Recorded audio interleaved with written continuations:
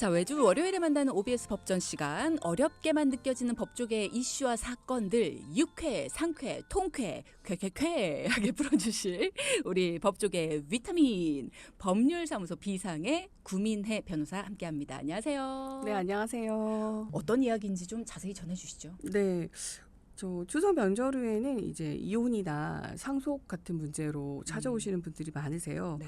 오늘은 그 중에서도 재산 상속 문제로 인해서 형제 간 싸움, 그래서 존속폭행 및 특수폭행으로 고소를 당한 사건에 대해서 얘기해 보려고 합니다.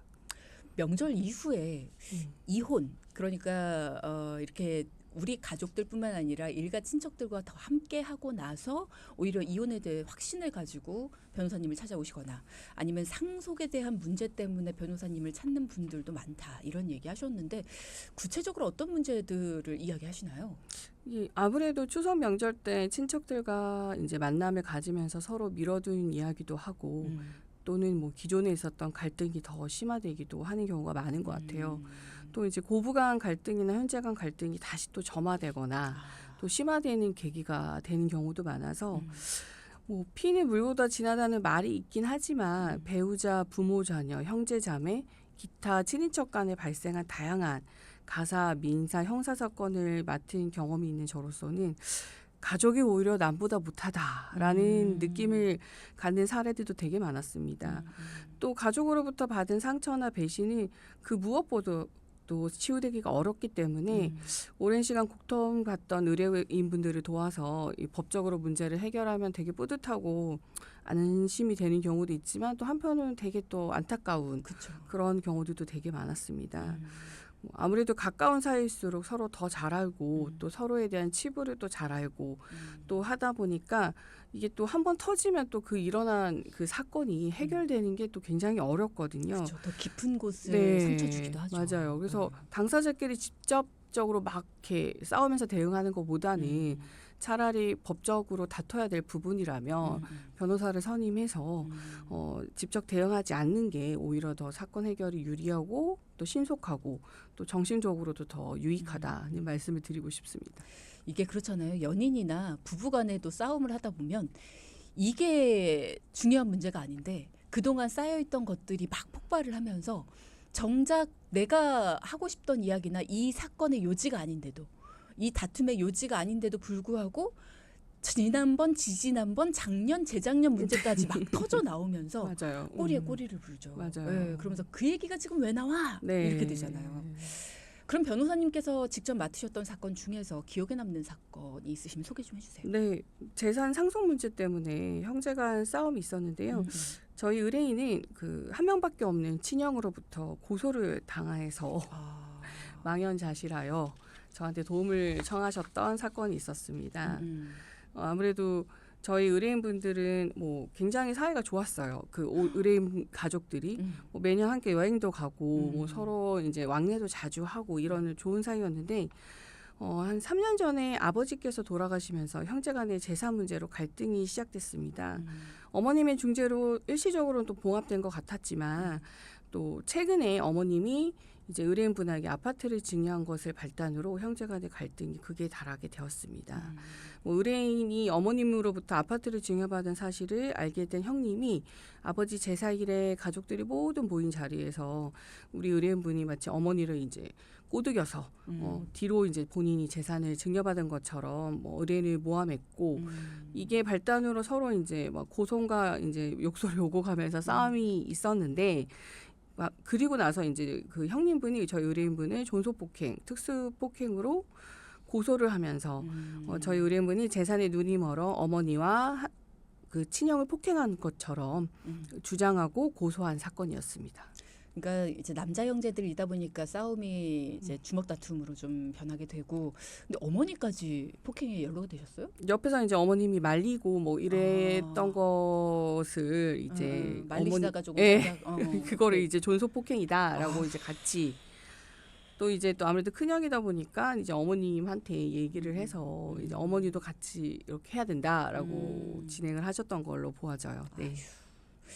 존속 폭행 및 특수 폭행이라는 말씀을 하셨어요. 이게 어떤 경우에 해당이 되는 건가요? 네, 우리나라는 아무래도 이 효라는 사상이 굉장히 중요한 나라지 않습니까? 그래서 그래서 일반 나라 그 보통의 나라와는 다르게 자식이 부모를 향해서 이제 폭행을 가하거나 상해를 가할 때 존속자가 붙어서 더 가중 처벌하는 그런 그 형사 제도를 갖고 있어요. 그래서 이제 존속 폭행은 이제 그러한 의미에서 직계 존속을 이제 때리거나 뭐 배우자의 이제 아버지 어머니 뭐 다 마찬가지 때리는 경우에 가중 처벌이 되는 거고 특수 폭행은 말 그대로 특수하게 폭행하는 건데 위험한 물건을 소지해서 그걸로 때리거나 아니면 이제 여러 명이서 때리거나 하는 경우에 특수 폭행이라고 합니다.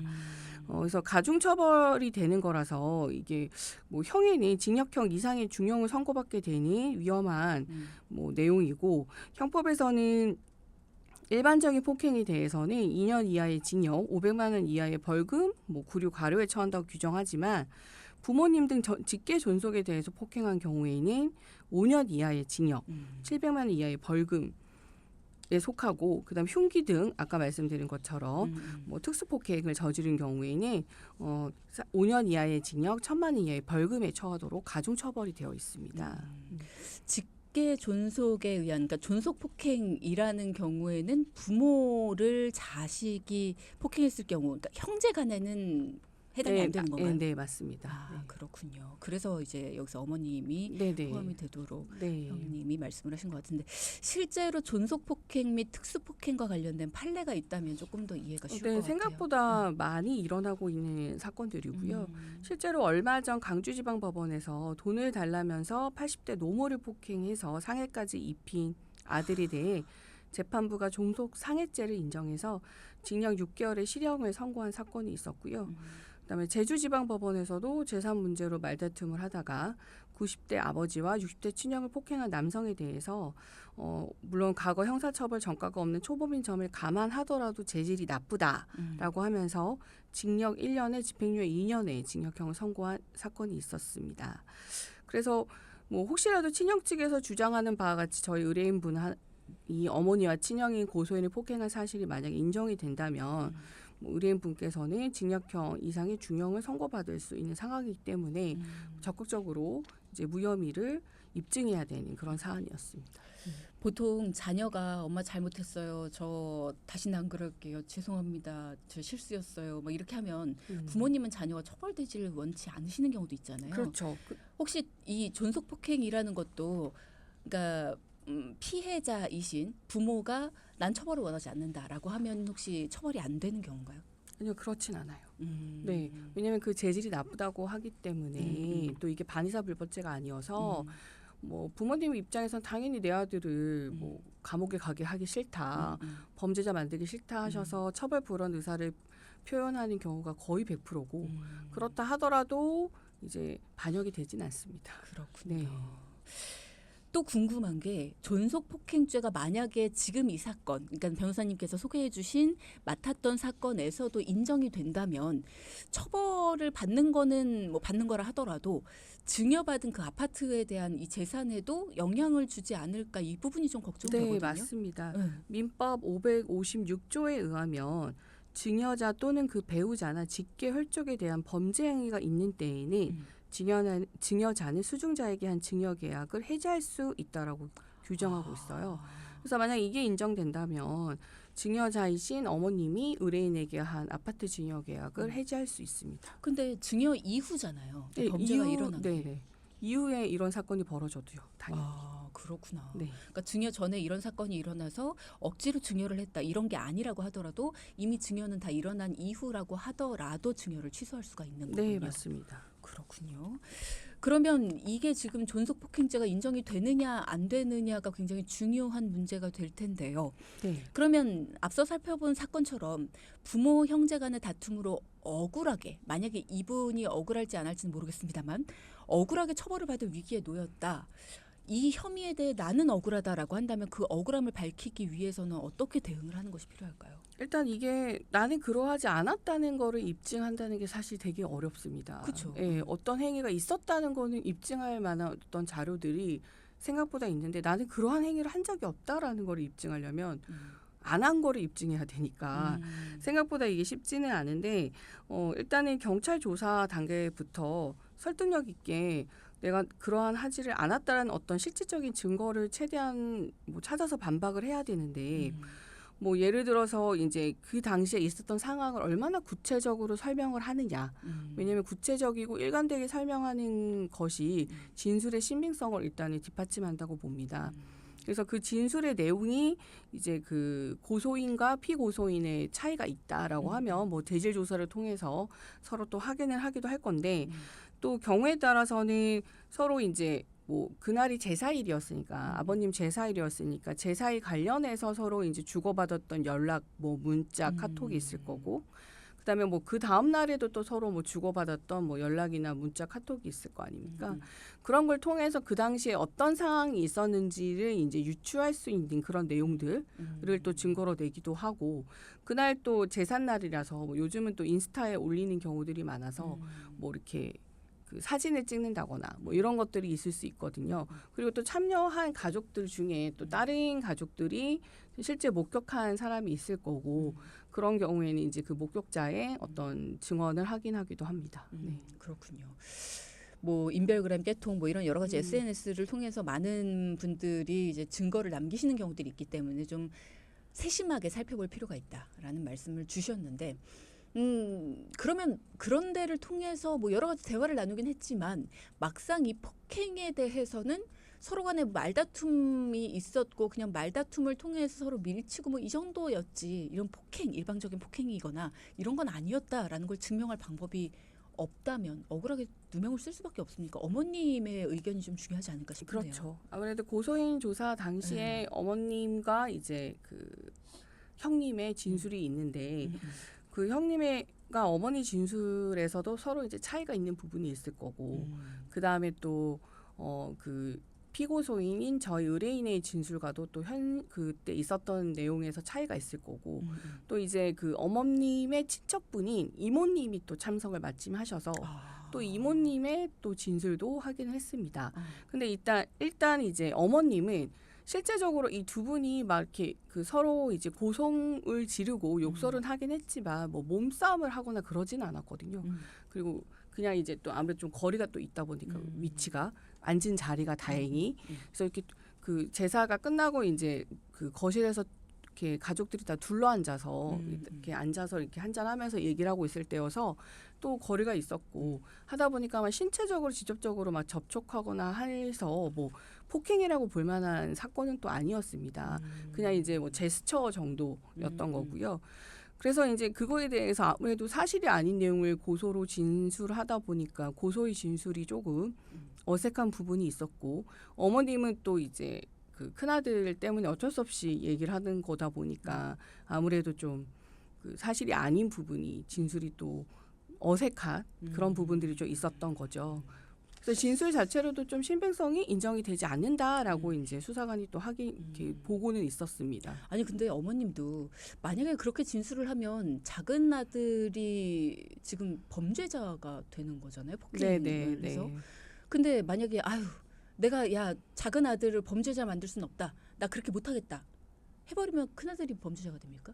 그건 아니잖아요. 그죠? 네네네. 네. 그럼 어머님께서 생각을 잘 하셔야 될 것 같은데. 네. 일단은 어떻게 진행이 됐는지는 잠시 후에 좀 얘기를 나눠봐야 될 것 같고 이 사건과 비슷한 사건을 겪고 계시는 분들을 위해서 조금 더 정보를 드려야 될 것 같아요.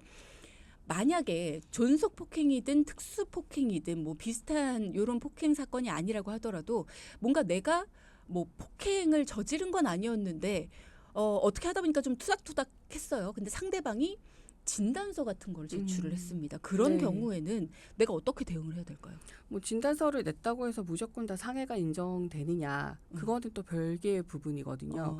그때 그 폭행 사건과 이 상해의 결과가 인과관계가 있는 사건인가를 또 판단을 해봐야 합니다.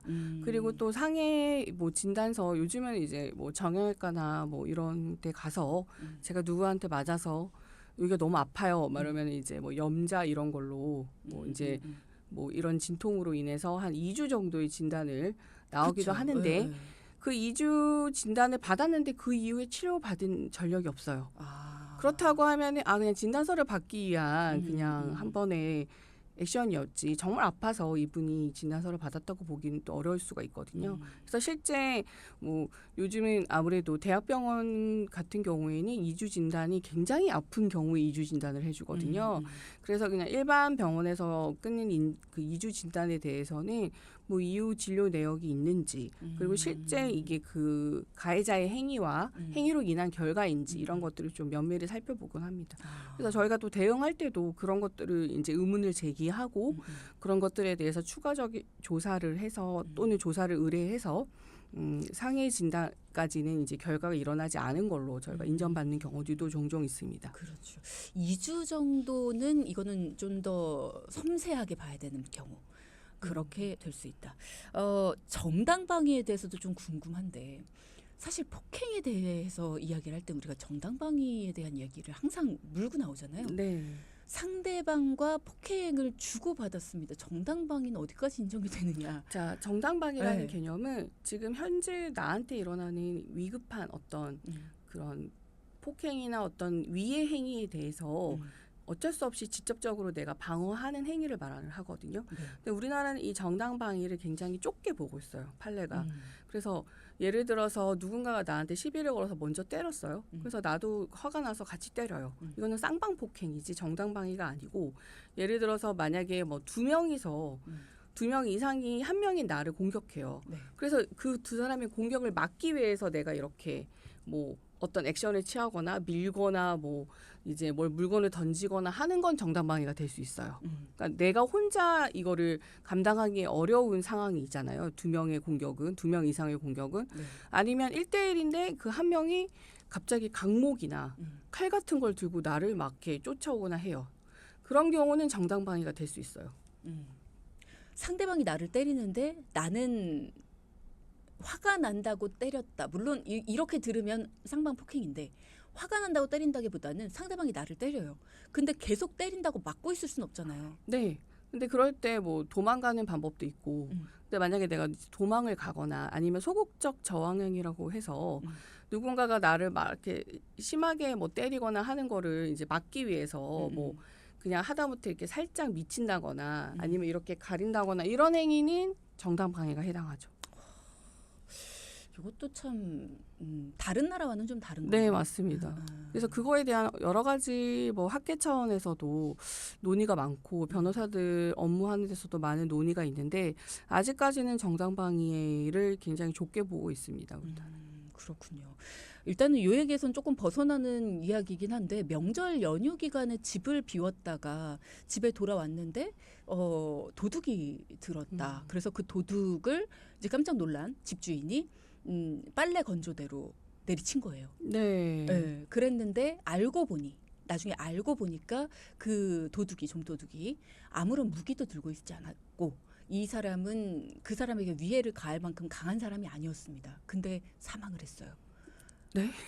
네. 그 빨래 건조대에 맞아서 네. 사망을 했더라고요. 네. 그게 뭐 뉴스 사건이 뉴스에 나왔습니다. 보도되었던 사건인 것 같아요. 네. 근데 이 사람이 폭행과 뭐 상해, 뭐 이 특수상해로 해가지고 굉장히 크게 벌을 받게 되더라고요. 집주인이. 네, 맞아요. 네. 근데 우리 집에 들어온 도둑을 보고 어떤 사람이 이 사람이 칼을 가졌나 안 가졌나, 흉기를 가졌나 안 가졌나 이런 걸 확인하고 공격을 할 수 있을까? 물론 공격을 할 때 이제 빨래 건조대를 가지고 공격을 하는 순간에 이분이 이제 뭐 방어 행위를 하거나 아니면은 뭐 만약에 칼이 있다고 하면 무기를 보이거나 이런 행위들을 했을 텐데 무기도 보이지 않고 체구도 작고 그다음에 계속 맞기만 하고 하는 상황이 어느 정도 그리고 이제 어느 정도 더 이상 한 거가 불가능하다라는 상황이 왔는데도 불구하고 계속 때린 경우는 그 경우는 사실 네 그렇죠. 상해를 어느 정도 예견했다라고 봐야 하는 거죠. 근데 왜 영화 보면 이거 좀 다른 얘기입니다만 영화를 보면요 꼭 이렇게 끝까지 그 범인을 해결하지 못해서 뒤에서 꼭 공격을 당하잖아요 주인공들이. 그렇죠. 네, 그런 것도 있고 하여튼 그렇습니다. 그래서 정당방위라는 것이 누구의 입장에서 정당방위를 생각해야 되는가를 조금 더 법이 고민해줬으면 네, 좋겠다라는 뭐 생각이 들긴 해요. 언론이나 미디어로 많이 노출되어 있는 미국이나 이제 음. 서구 세계는 사실 총을 소지하고 있는 나라들이 굉장히 많거든요. 총기 그쵸. 소지 허가가 그러니까 외국은 미국 같은 개념은 워낙 그 나라 자체의 문화 자체가 그 서부 개척에 의해서 이제 총으로 땅을 뺏고 하던 그런 나라이기 때문에 자기 거는 자기가 지킨다 이런 개념들이 되게 있거든요. 그래서 함부로 그쪽에 뭐 침입을 하거나 했을 때 그 집주인이 총을 들고 있을 거다라는 거를 전제하고 생각을 하기 때문에 우리나라처럼 총기가 없는 나라랑은 굉장히 좀 분위기가 다르다라고 보아야 할 것 같습니다. 내 것을 지키다가 누군가를 해했다면 그건 정당방위다라고 되죠. 다른 나라 같은 경우 네, 일부지만. 맞습니다. 네. 저도 그 뉴스 봤어요. 정당방위법이 좀 이상한 것 같아요라는 말씀도 해주셨는데 일단은 뭐 전반적으로 그렇진 않습니다만 간혹 가다가 조금 판결이 이해가 안 가는 부분이 네, 조금 있는 것 그렇죠. 같다는 생각이 네. 들긴 합니다. 앞서 맡으셨던 그 사건의 경우에 이제 아우와 형의 싸움입니다. 이제 어머니까지 거기에 또 포함이 또 되셨는데 어떻게 해결이 됐는지 궁금해요. 결국은 이제 여러 가지 그 증거와 그다음에 진술, 그다음에 참고인 증언을 통해서 진술을 통해서 무혐의를 인정받았고요. 그래서 무혐의가 인정이 돼서 이제 끝난 줄 알았네 또 형님분이 다시 또 이의 신청을 하셔가지고 그래서 또 다시 거기서 또 무혐의가 인정이 됐습니다. 최종적으로. 형님은 뭘 원하는 거예요? 그러니까 동생을 폭행으로 감옥 가길 원하는 거예요? 아니면 아니요. 그 아파트에 대한? 그렇죠. 아파트를 이제 어머니가 돌려받으셔서 이제 어머니가 본인한테 주시거나 뭐 그런 걸 원하지 않으셨을까. 그 이후로 이제 대화가 되지 않았기 때문에 정확한 내용은 모르는데 어쨌든 그 사건에 대해서 저희 의뢰인분은 진짜 많은 상처를 입으셨고 그렇죠. 이 세상에 하나 남은 형과 이제 어머니가 거의 남보다 못한 사이가 돼버려서 너무 많이 안타까워했던 그런 사건이었어요.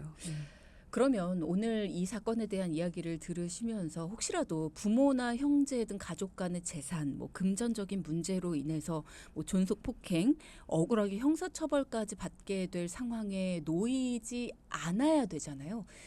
어떤 점들을 좀 주의를 해야 될까요? 일단 아무래도 가족이니까 제일 중요한 건 서로 대화를 통해서 서로의 어떤 이해관계를 좀 잘 풀어가는 게 또 서로 합의를 하는 게 가장 좋은 거고요. 네. 그게 안 된다고 하면은 이제 가족 간에 뭐 증여를 해야 된다. 증여를 하는 경우라면은 사전에 이제 증여 계약서나 또는 간단하게 합의서 등을 증거로 남겨두는 게 좋고요.